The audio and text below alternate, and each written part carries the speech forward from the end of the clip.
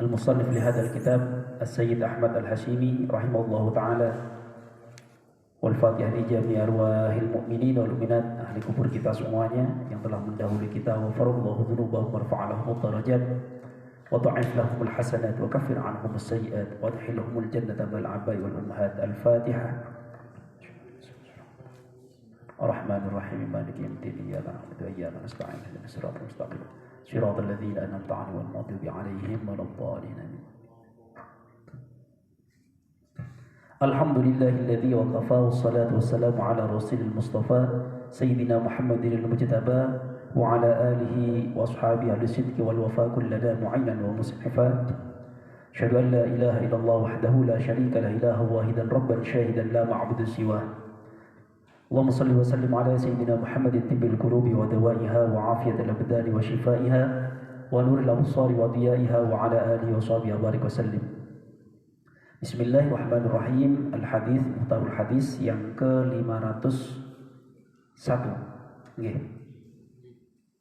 Bismillahirrahmanirrahim. Salasatun telung kalimat man qalahunna, barang siapa yang mengistiqomahkan sebagai wiridan, dakhalal jannah, akan mempermudahnya masuk surganya Allah Subhanahu wa taala. Kenapa kok semudah ini masuk surga?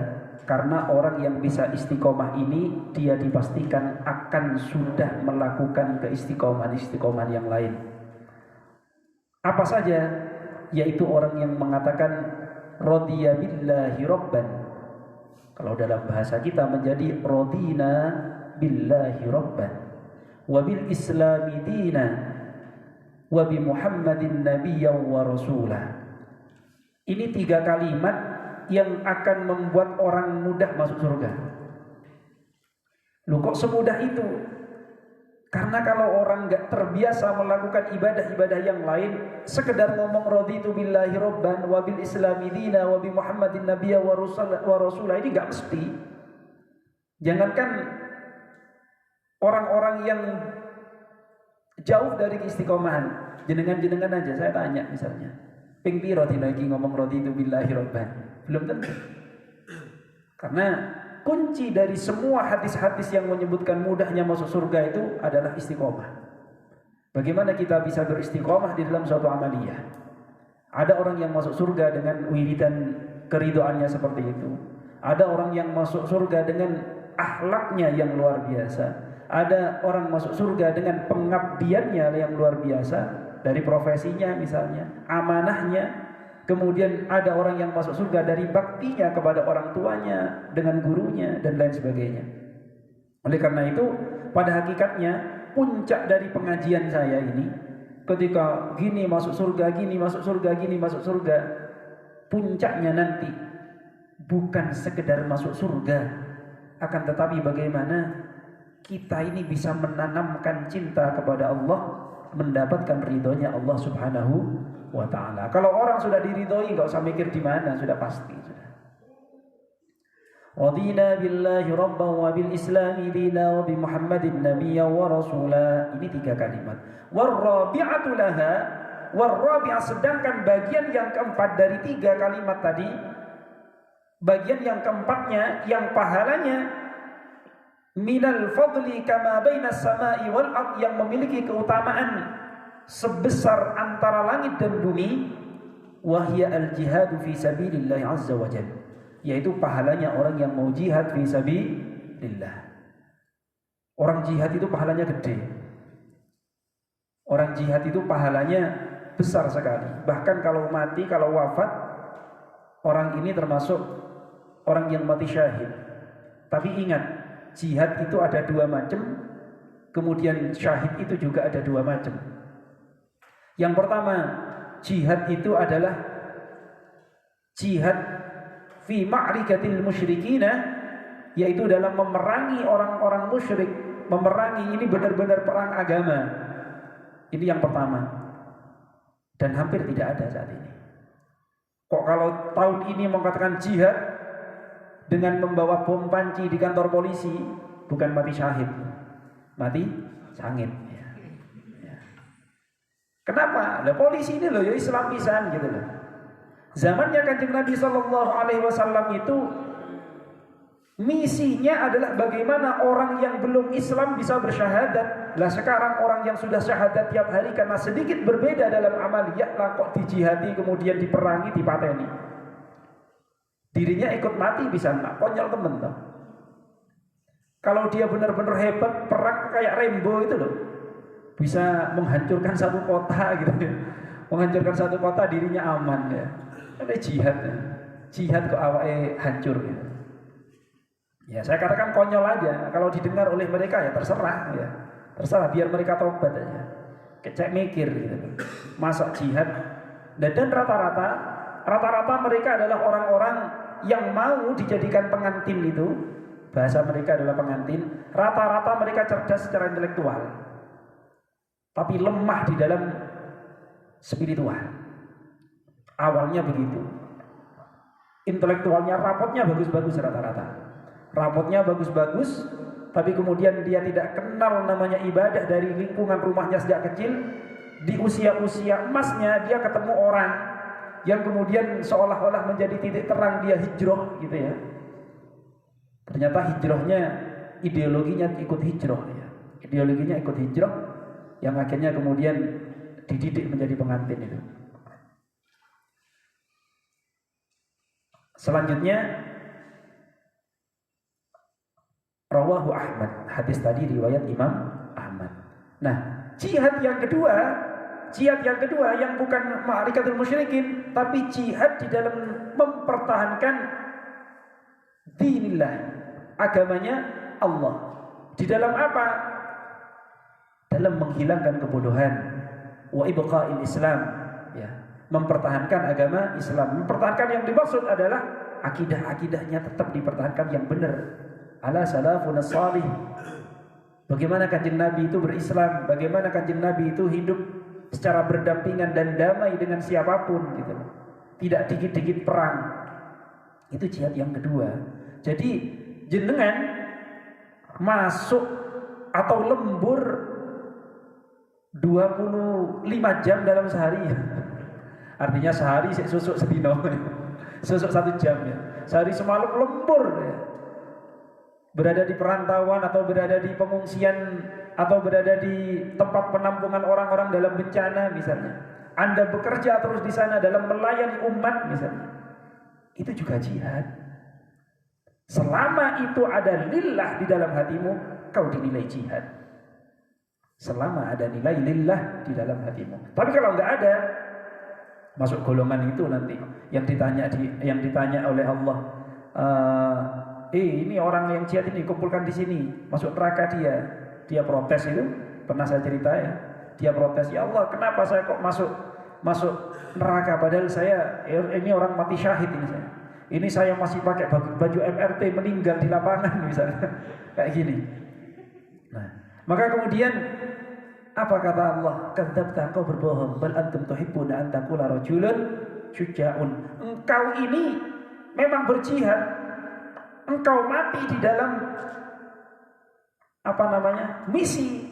Engkau mati di dalam misi pertolongan, misi bantuan. Tapi engkau memang itu yang kamu kehendaki supaya engkau dikenang, kau dianggap pahlawan. Di dalam hatimu ada itu bukan karena Allah, ada penilaian orang yang kamu inginkan. Maka apa kata Allah? Kadzabta, kau bohong. Kau sudah dapat di sana.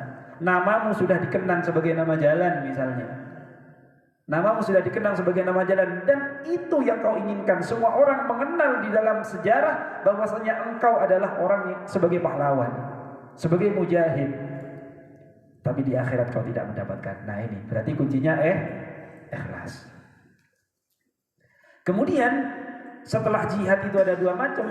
Mati syahidnya juga ada 2 macam. Yang jihad di dalam pertama tadi fi ma'rikatil musyrikin, dia yang dikatakan mati syahid yang sesungguhnya ya. Mati syahid yang sesungguhnya artinya ketika dia mati dalam perang yang demikian, gak usah dikafani dia. Sudah kuburkan dengan bajunya itu, darahnya itu menjadi saksi di hadapan Allah Subhanahu wa taala. Syahid haqqan, syahid yang sesungguhnya. Tapi yang kedua adalah fi ajri syuhada, orang yang mendapatkan pahala syahid. Sama, orang ini mendapatkan min ajri syuhada, pahalanya pahala syahid, tapi dirawat seperti orang mati biasa. Siapa? Ibu-ibu yang ikhlas melahirkan anaknya, berjuang sungguh-sungguh karena Allah mempertahankan titipan atau amanah Allah diberi yang namanya bayi di dalam perutnya. Dia berusaha sekuat mungkin untuk melahirkan, dan dalam perjuangan itu mati. Dalam perjuangan itu meninggal, mati syahid. Mulia ibu-ibu itu. Tapi aja ngarep sing iku ya. Jangan mengharap yang itu. Ya mudah-mudahan selamat semua, nanti masih punya keturunan yang banyak, yang soleh, solihah. Ya. Termasuk orang yang meninggal di dalam keadaan ikhlas beribadah memperjuangkan agama Allah, bukan sekedar yang di perang, termasuk sama dengan pahala yang tadi, adalah orang yang meninggal misalnya dalam keadaan qiraatul Quran lillahi ta'ala, yang dalam keadaan ikhlas. Dia sedang ngaji, sedang sholat, min ajri syuhada. Termasuk orang-orang yang kesehariannya berjuang untuk membela agama Allah. Kok agamanya Allah sih perlu dibela? Yang dimaksud ini maknanya diperluas ya. Maknanya diperluas, ojo. Oh, Allah tidak perlu dibela nanti itu. Dalam konteks ini ketika kita membela agama Allah, sejatinya kita sedang membela diri kita di hadapan Allah agar dimuliakan oleh Allah. Yang tiap hari ngaji dari kampung ke kampung, ikhlas lillahi ta'ala, gak mengharap gaji yang sekian juta, tidak ada. Mereka tiap hari ngajari alif batasa anak-anak kampung itu. Mereka tidak ada gaji harian, tidak ada gaji bulanan. Kalaulah ada AP-AP dari pemerintah, dalam satu tahun dapat satu bingkisan dari bupati misalnya. Isinya beras 5 kilo, ya, sama supermi, kemudian minyak goreng. Biasanya kalau ada ditambahi sarung atau mukena kalau yang perempuan. Tiap hari dia ngajar anaknya manusia. Itu jihad. Itu jihad. Ketika dia itu ikhlas, diterima oleh Allah, dan dia wafat masih mempertahankan amaliyahnya itu, maka dia mati syahid. Makanya pesan saya itu kepada setiap santri-santri yang pernah ngaji ke saya, terutamanya yang ngaji hafalan Quran ke saya, sampai dadi opo ayo. Ayo mikrofonnya di-on-kan, di-off-kan. Mikrofonnya di-off-kan. Yang di Zoom. Anak-anak saya yang pernah ngaji ke saya, Prameswari, silakan dimatikan. Nah, sudah. Nah, saya selalu pesan, sampean dadi opo ae, Nduk? Yang ahwalus syahsiyah, sampean dadi hakim di pengadilan agama, sampean dadi pengacara, sampean dadi akuntan bagian akuntansi, panjenengan bekerja di lab bagian farmasi, panjenengan berada di ruang operasi bagian dokter, panjenengan bekerja apapun, sisihkan sedikit waktumu untuk lillahi ta'ala mengajarkan walau kana harfan kepada orang lain. Kalau kamu punya anak, ya anakmu. Kalau kamu punya lingkungan, ya di lingkunganmu kalau bisa. Kan keren kok dokter, tapi kalau sesekali setiap hari Ahad misalnya gelem mulang ngaji misalnya. Tapi jangan kamu bayangkan keren aku, bukan itunya. Kalau kamu masih keren gue, nah masih gitu, berarti bukan lillah lagi itu. Jadi lillahnya hilangkan istilah kamu pingin tenar, kamu pingin dikatakan keren itu. Justru kalau bisa sembunyi. Maksudnya sembunyi bukan harus tidak boleh ketahuan orang, tidak. Maksudnya sembunyi ya tidak perlu kamu kata-katakan, tidak perlu kamu gembar-gemborkan. Nah ini. Jadi ini macam-macamnya syahid. Syahid selanjutnya adalah orang yang mati normal dalam keadaan sakit perut. Nah, dalam keadaan sakit perut, ujian perut. Ini maknanya banyak. Ada orang yang dimaksud di sini adalah orang mati kelaparan. Ada sebagian ahli hadis mengatakan demikian. Ada yang memang mengatakan bahwasanya itu adalah ujian. Nah, orang yang sakit perut itu meninggal sakit perut itu termasuk syahid. Termasuk syahid. Termasuk mati tenggelam. Tapi catatannya bahwa iman. Mati dalam keadaan bencana itu juga syahid. Ya. Selama dia tidak bermaksiat. Tapi kalau lagi dugem, kemudian gedungnya ambruk, mati di sana, ya sangit dia. Ini.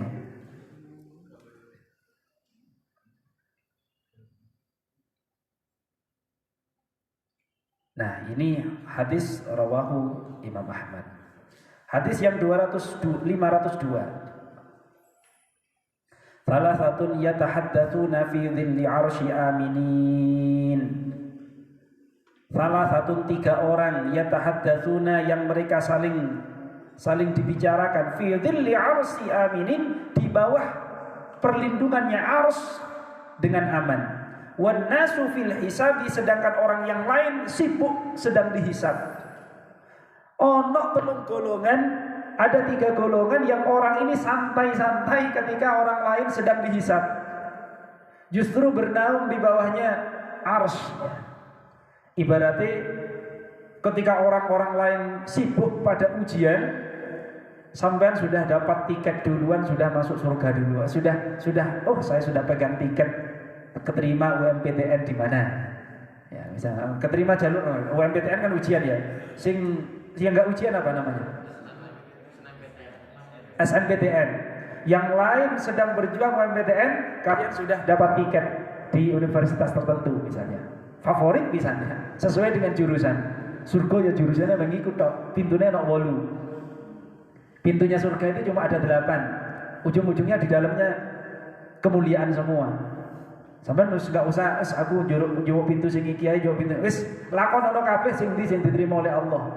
Kalau kamu cuma pesen favoritnya pintumu cuma pintu Rayyan misalnya, ya kalau puasamu keterima.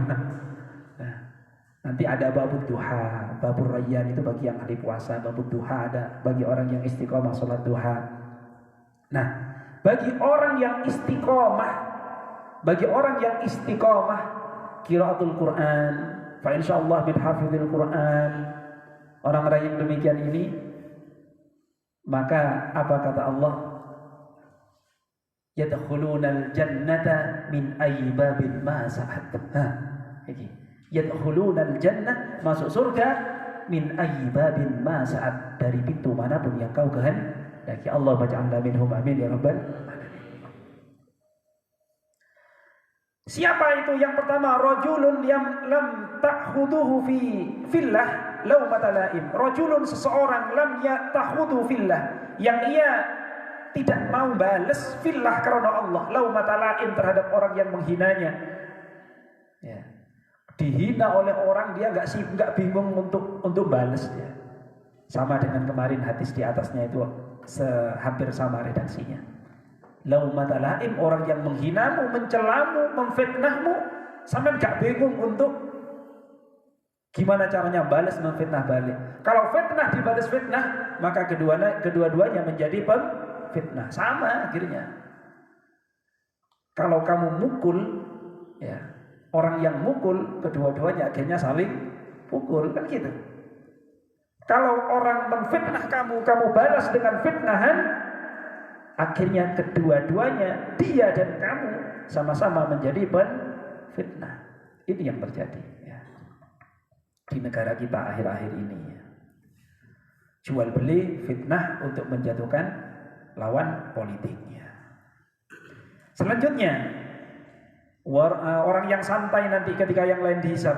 Warajulun lam yamudda yadaihi ila ma lam yahilla lahu. Seseorang lam yamudda, yang tidak memanjangkan tangannya. Panjang tangan itu bahasa kiasan yang sudah umum di Arab, kemudian diserap ke bahasa Indonesia juga tetap menjadi kiasan, panjang tangan. Ya, panjang tangan artinya malam yahilla lahu, terhadap sesuatu yang tidak halal baginya. Berarti gak gampang jupuan, gak gampang ngehaki. Kalau bukan dirinya, miliknya ya bukan miliknya tetap gitu. Oh, nemu uang 50.000. Oh, aku nemu kok gitu. Aku nemu kok ya tadi esdegan. Nah, jenenge nemu ya misalnya. Padahal di dalam barang temuan masih ada aturan di dalam agama. Bagaimana kita juga menjaganya terlebih dahulu. Tapi kalau zaman sekarang kita kan sering dilema. nemu duit 10.000, nemu uang 10.000. Ini masa masih mau ditunggu 2 tahun ya? Mau mengumumkan di mana ini dan seterusnya. Maka solusi dari saya, hidup di zaman sekarang, yang 10.000 itu kalau dibeli lalapan dapat 1, tapi kalau dibuang, dibiarkan ya eman. Ya. Maka bagi kita sebaiknya akan mendapatkan 2 pahala bagi kita. Ambil uang itu, ditanya secukupnya, mungkin di sekitar yang memungkinkan. Kalau kamu nemunya di mall, gak mungkin ketemu itu. 10.000 siapa? Di sekelilingnya gak ngaku. Besok sudah lain lagi pengunjungnya. Tapi kalau analisismu masih di sini, nemu uang 10.000 di sini, tanya ke saya, oh tadi sebelum ada orang gak ada, adanya cuma orang ini aja. Pokoknya yang datang kemarin, siapa yang uang 10.000 merasa hilang, gampang bisa dilacak. Kok masih belum ada yang ngaku? Kok misalnya ada kesulitan? Caranya gampang. Ambil itu uang dan ambil tanggung jawabmu. Saya bertanggung jawab, saya meniatkan sedekah uang ini kepada sang pemiliknya. 10.000. Sang pemilik dapat sedekah, kemudian engkau yang bersedekah akan mendapatkan pahala yang sama. Seandainya orang ini sebenarnya mencari-cari tapi enggak ridho, aduh nanti ya duitku dan seterusnya. Dan seterusnya. Ya. Kok suatu hari ketemu, kamu berhak untuk mengembalikannya. Dan sedekah yang dilakukan milikmu sendiri tanpa dia. 10.000, 10 juta Ustaz, ya simpen saya. Ya, simpen dulu ya. Kamu diminta ganti 10 juta, ya saya pikir-pikir nanti ya. Ini, kalau bukan haknya, coba gampang-gampang. Supaya apa? Supaya nanti enggak sibuk ketika di yaumul hisab. Ya mudah-mudahan kita nanti enggak perlu hisab-hisaban sudah. Semua orang akan menjalani jaza, semua orang akan dihisab, akan dimizan, tapi ada orang-orang yang kemudian langsung dipilih oleh Allah, yadkhulunal jannata bighairi hisab, masuk surga tanpa hisab. Siapa? Yang ngaji hari ini. Amin. Ya. Banyak orang yang masuk surga tanpa hisab ini. Minan nabiyyin wasiddiqin wasyuhada'us shalihin wa hasuna ulaika rafiqa. Bahkan kalau hitungannya Nabi, bandingannya sesama Nabi loh ya. Jangan membandingkan umat dengan Nabi. Bandingannya sesama Nabi, di antara 313 utusan itu, 313 Nabi dan Rasul itu, jadi enggak cuma 25. 25 itu yang wajib kau ketahui, yang wajib kau hafal. Ono Nabi Daniel barang, ada Nabi Jalut barang. Nah, jadi dari 313 Nabi itu yang paling lama hisabnya Nabi siapa kira-kira? Nabi Sulaiman alaihissalam. Apa? Duitnya paling akeh, hartanya paling banyak. Jadi orang yang banyak hartanya, kira-kira nanti dalam urusan harta, kalau hitungannya cuma harta, antara Ali Zainal dengan Pak Jokowi, kira-kira lama siapa dihisab nanti? Lama Pak Jokowi. Bandingkan lagi sama Bill Gates, kira-kira. Yang muslim aja lah, yang muslim kaya siapa? Yang muslim kaya banget, Pak Erick Thohir lah misalnya. Bandingkan dengan Pak Erick Thohir.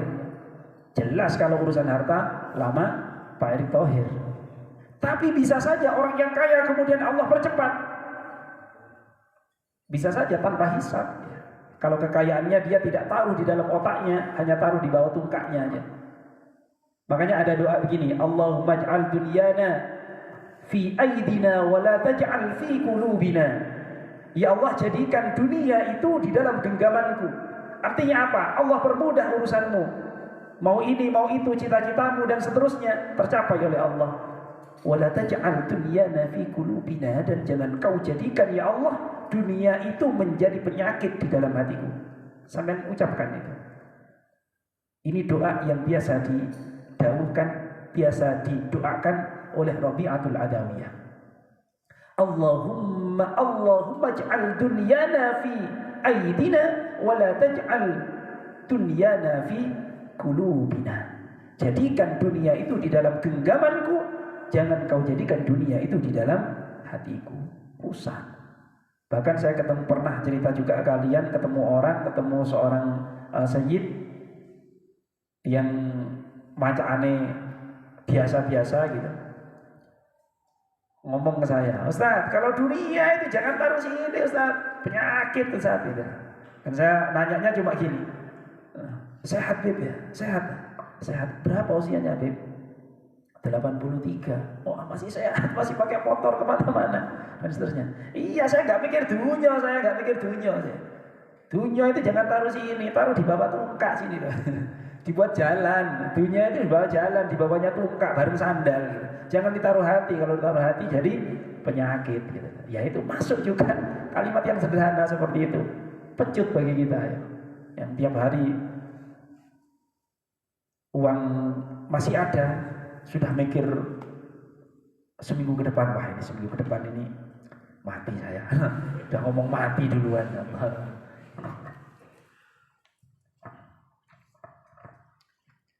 Kebanyakan murad ya, baru 2 hadis ya. Wa rajulun lam yanzur ila ma harramallahu alaihi. Dan seseorang yang tidak melihat sesuatu kecuali yang halal baginya. Artinya dia tidak melihat sesuatu yang haram. Hadis rawahu Asbahani. Hadis 503, tak percepat sedikit biar selesai. Salah satu yuhibbullah azza wajal. Seseorang, 3 orang yang dicintai oleh Allah. Pertama, rajulun qama bil laili yatluna kitaballah. Seseorang yang mau tegak di malam hari dalam rangka membaca kitab Allah. Orang yang mau bermalam-malam untuk membaca, begadang dalam rangka mempertahankan kitabnya Allah.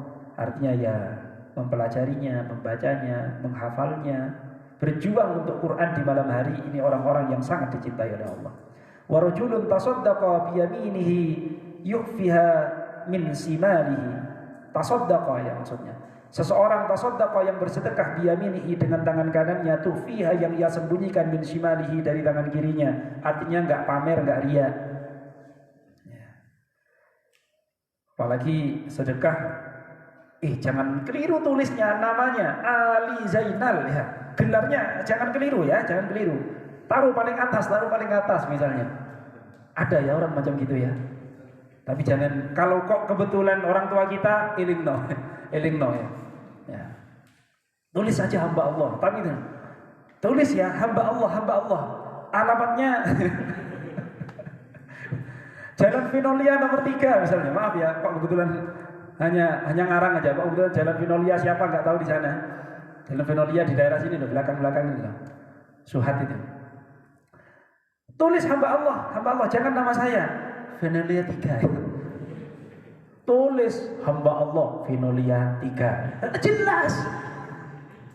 Nah, suruh umumkan ya. Tujuannya apa? Bersembunyi di balik riya. Ini pernah saya jelaskan tentang riya murakkab ini, riya yang bertingkat itu. Bersembunyi di balik kata-kata riya supaya orang enggak menganggapnya riya, padahal itu yang diharapkan. Nah, ngerti ya? Bertingkat itu. Kemudian wa rajulun kana fi sariyatin fanhazama ashabahu fastaqbala aduwa. Rajulun, seseorang kana yang ada pada dirinya fi sariyati, dalam berperangan, fanhazama ashabuhu, kemudian teman-temannya pada kabur, fastaqbala aduwa, tapi dia tidak kabur, justru dia tetap mempertahankan, berjuang. Di mana dia berjuang untuk kemaslahatan misalnya. Enggak kudu perang ya ini ya. Dia berjuang untuk kemaslahatan, bagaimana supaya berdiri masjid di daerah ini misalnya. Yang lain sudah pada nyerah tapi dia tetap berjuang. Nah, kayak gini orang yang dicintai oleh Allah. Rawahu Tirmidzi an Abi Mas'ud. Salasun la yanzurullahu ilaihim yaumal qiyamati wa la yuzakkihim wa lahum adzabun alim. 3 golongan yang Allah tidak akan melihat dan tidak akan melirik kepadanya pada hari kiamat. Wa la yuzakkihim, dan Allah tidak akan memberikan pensucian kepada dirinya, walahum adzabun alim, dan baginya justru akan mendapatkan adab yang sangat besar. Artinya tidak mendapatkan ampunan dalam hal ini. Siapa? Rajulun kana lahu fadlun ma'in bi tariqin. Rajulun, seseorang, kana yang terdapat pada dirinya, lahu baginya fadlun, lebih ma'in dari air, bi tariqin, di satu jalan. Fama na'ahu, maka dia mencegahnya, min ibnis sabil, dari musafir. Dia sebenarnya punya sumur, punya air, punya sumber. Di sekitarnya kekurangan, tapi justru kamu nyumbete di pak dewi. Nah, padahal sumber itu walaupun di tegalmu itu dari Allah Subhanahu wa Ta'ala. Ya ini termasuk gede itu soalnya. Dan termasuk sedekah murah meriah itu sedekah air. Ya. Sedekah air itu yang akan mendekatkan kita terhadap istananya Nabi Muhammad sallallahu alaihi wasallam. Wa rajulun baya'a imaman la yubayi'u illa lid-dunya.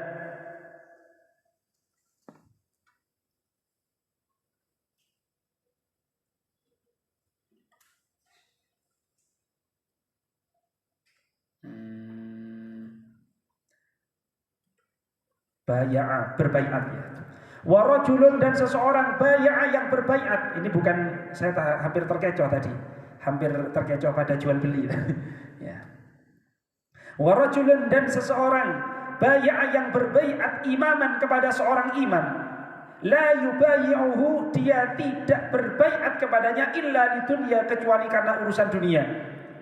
Dia berbaiat, ya, berbaiat terhadap imam tertentu, terhadap kelompok melok NU, katakan gitu ya, melok Muhammadiyah, ikut ke NU, berbaiat menjadi pengurus NU, berbaiat menjadi pengurus Muhammadiyah, berbaiat menjadi pengurus masjid, tapi la yubayi'uhu illa lidunya, dia tidak berbaiat kecuali urusan dunia. Dia ingin tenar, dia ingin numpang tenar, dia ingin bangun nama supaya nanti pilkada menang, misalnya kayak gitu di dunia. Nah, wong sing koyo ngene iki yang mendapatkan laknat dari Allah. Wa illam yu'tihi minha syahidu, apabila dia tidak diberi, mau berbaiat kepadanya tidak mau, justru dia malah marah. Nah, kayak gitu ini. Wa rajulun, yang ketiga yang dibenci oleh Allah, wa rajulun, dan seseorang, ini tidak diampuni. Halafa, yang bersumpah, ala sil'atihi, terhadap dagangannya, laqad u'tiya biha aktsara mimma u'ta, dia telah membelinya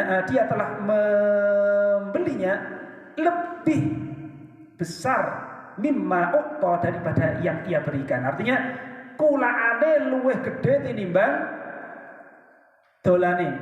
Wis tak doleng sampean iki lho 300.000, aku kulaane 500.000, kadek gawe sumpah. Wallahi billahi iki aku kulane 400.000, wis tak kene 250 nang sampean misalnya.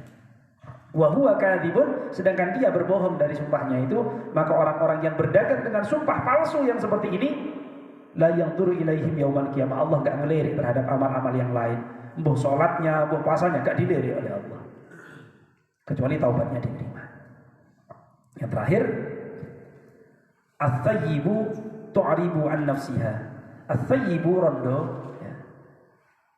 Tu'ribu an nafsiha, tu'ribu menentukan an nafsiha terhadap dirinya sendiri. Wal bikru, sedangkan gadis, ridaha, keridoannya, sumtuha, adalah diamnya. Saya terangkan dikit. Janda artinya orang yang sudah menikah, atau orang yang maaf bukan perawan. Maknanya luas. Yang sudah bukan perawan ini tu'ribu an nafsiyah, menentukan nasibnya dalam urusan nikah, dia memilih. Artinya orang tua tidak berhak memaksa menikah dengan siapapun, ya. Artinya rondo itu berhak untuk memilih calonnya sendiri, berhak. Tapi kalau bikrun beda. Bikrun masih gadis, seandainya wong tua memaksa dijodohkan dengan siapa gitu, itu hak orang tuamu. Walaupun komunikasi itu sangat dibutuhkan, tapi orang tua berhak untuk menjodohkan anaknya yang masih gadis. Bikrun ridhoha sumtuha, perawan itu ridhoha, kalau dia ridho, sumtuha, ditandai dengan diam. Ya. Nah, misalnya dok, iki ana ustad dok, hafal Quran 30 juz, lulusan Yaman, sempat di Mesir 3 tahun misalnya, kayak gitu. Nah, sajane gak dipandang dunyane, Nduk. Ya. Tapi dia anaknya Bupati Kediri misalnya kayak gitu. Anaknya Bupati Kediri, misal kayak gitu. Purun Nduk. Tak jodohno karo sampean. Klemes neng. Berarti itu ridho. Loh, enggak Pak, saya enggak mau dijodohkan. Nah, kalau sudah begitu berarti enggak dia. Nah, tapi kalaulah dia dipaksa untuk dijodohkan, itu menjadi hak orang tua dan anak berhak untuk taat, ya, berhak untuk taat. Wallahu a'lam bishawab. Li khamsatun utfi biha haran wa ba'il hatimah. Li khamsatun utfi biha haran wa ba'il hatimah. Al-Mustafa wal-Murtada, Al-Mustafa wal-Murtada, wa banahuma wa Fatima, wa banahuma wa Fatima. Subhanakallahumma wa bihamdik asyhadu an la ilaha illa anta nastaghfiruka wa natubu ilaik. Wallahul muwaffiq ila aqwamit thoriq. Assalamualaikum warahmatullahi wabarakatuh.